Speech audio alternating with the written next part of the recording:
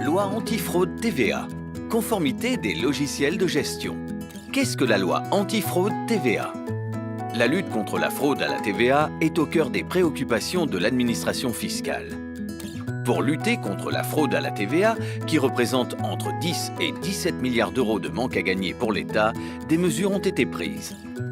En conformité avec l'article 88 de la loi de finances pour 2016, le BOI TVA Déclat du 3 août 2016 précise les nouvelles obligations auxquelles doivent désormais répondre les entreprises.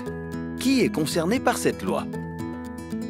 Cette obligation concerne tous les assujettis à la TVA, personnes physiques ou morales, de droit privé ou de droit public, qui enregistrent eux-mêmes les règlements de leurs clients. Sont donc concernés tous les systèmes de caisse, mais également les ERP et les logiciels de gestion, qu'il s'agisse de logiciels standards, spécifiques ou en open source. En quoi consiste cette nouvelle obligation? La loi antifraude impose d'utiliser des logiciels conformes aux conditions d'inaltérabilité, de sécurisation, de conservation et d'archivage des données en vue du contrôle de l'administration fiscale. Vos logiciels doivent être sécurisés. Vous devez restituer toutes les données enregistrées dans leur état d'origine.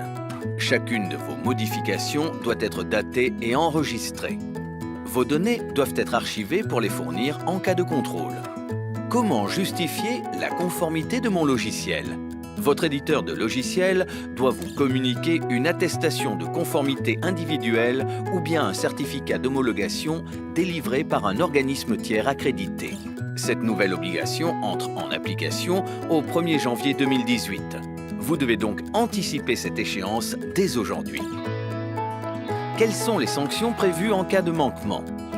Si cette obligation n'est pas respectée, vous risquez le défaut de présentation de l'attestation ou du certificat de conformité par l'entreprise implique le paiement d'une amende de 7 500 € par logiciel ou système concerné tous les 60 jours jusqu'à la mise en conformité. En cas de production d'un faux certificat ou d'une fausse attestation individuelle, le délit est pénal et passible de 3 ans d'emprisonnement et de 45 000 € d'amende.